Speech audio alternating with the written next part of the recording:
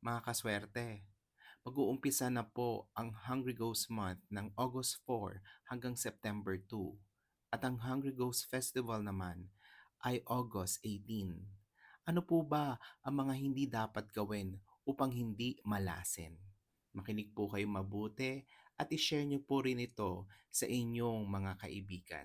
So first on my list is pag-iisip ng negative. Ang pag-iisip ng negative ay no. It's a big no ngayon pong Ghost Month na ito. Bakit?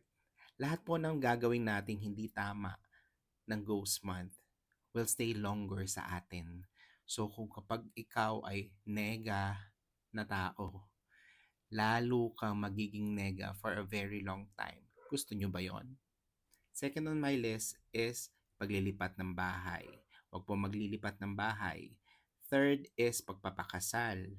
Fourth is yung paggastos or big spending during this time. Fifth, yung pagkuha po ng larawan lalo na sa gabi. Six, yung pagbubukas ng bagong negosyo. Seven, yung tapakan or sirain ang makita niyong offering sa daan. 8. Pag-upo sa mesa na may pagkain. 9. Pag-upo sa harapan during street performances. 10. Paglabas sa gabi. 11. Ang pagsandal sa puno or pagsilong sa puno lalo na sa gabi. 12. Yung pag-swimming sa gabi. 13. Pagpupulot ng mga bagay lalo na mga barya lalo na sa gabi. 14. Ang pagiging matakutin. 15. Ang pananalamin or pagkausap sa salamin lalo na paggabi. 16. Pagsusuot ng black at red. 17. Ang pagtapik sa balikat lalo na sa gabi. 18. Ang pagbabaliwala sa altar. 19. Ang pagsampay during nighttime. And last but not the least, ang pagsisigaw or paggawa ng ingay lalo na sa gabi. Atin po itong sikapin na iwasan upang hindi tayo malasin ng bonggang-bongga.